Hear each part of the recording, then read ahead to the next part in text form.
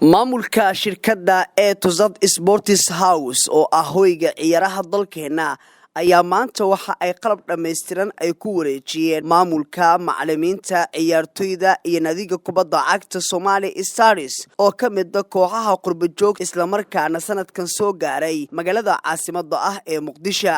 Munaasabad kooban oo qalabkan shirkadda Etosad Sports House ay ku wareejinaysay ciyaartoyda ayaa waxa ka qayb galay maamulka nadiga macallimiinta iyo sidoo kale ciyaartoyda nadiga kubadda cagta ee Somali Stars. ugu horeen waxaa goobta ka hadlay xogayaha shirkadda hoyga ciyaaraha dalkeena Etosad Sports House mudane Cabdilfataax Xuseen Dhiblaawe Abtiga waxaana uu ka warbixinayaa qalabka maanta ay ku wareejiyeen nadiga Somali Stars. waxaan soo booqday walaalaha Europe ee ka socda Europe magacana ku ciyaari doonaan Somali Stars. walaalahaas oo ay soo booqdeen wadanka Soomaaliya gaar ahaan shirkadda Etosad Sports House waxay ugu tala gashay inay qalabkan dhameystiran ay guddoonsiiso madaxdooda oo garabyada taagan hadduu Ilaahay idmo qalabkan ay ku ciyaari doonaan insha Allah shirkadda Etosad Sports House ayaa soo saartay oo magaceeda oo halka uu ku qoran yahay marka insha Allah ta'ala waxaan guddoonsiin doonaa maamulka. sidoo kale waxaa goobta ka hadlay Abdi Ahmed Abdulle oo ka mid ah xubnaha guddiga farsamada ee nadiga kubadda cagta ee Somali Stars waxaana uu ka mahadceliyay qalabka maanta ay ku wareejiyeen Etosad Sports House. horta waxaan mahad celinaynaa Muqdisho Cable TV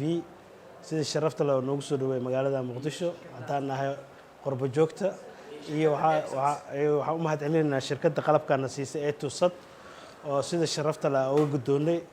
waan u mahad celinaynaa shirkaddan waxay noqon doontaa shirkad aan all Europe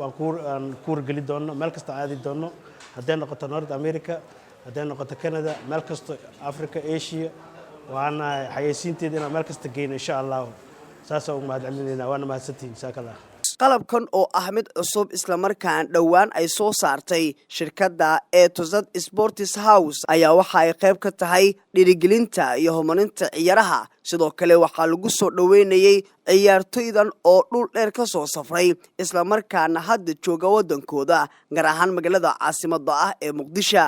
sidoo kale shirkadda Etosad Sports House ayaa qalabkan waxa ugu tala gashay in nadiga kubadda cagta ee Somali Stars ay kaga qayb galaan tartanka loogu magac daray astaamaha qaranka kaasoo kulankooda ugu horeeya galabta ay la ciyaarayaan nadiga haysata koobka labaad ee dalka koobka Janaal Daawud ee kooxda kubadda cagta Horseed.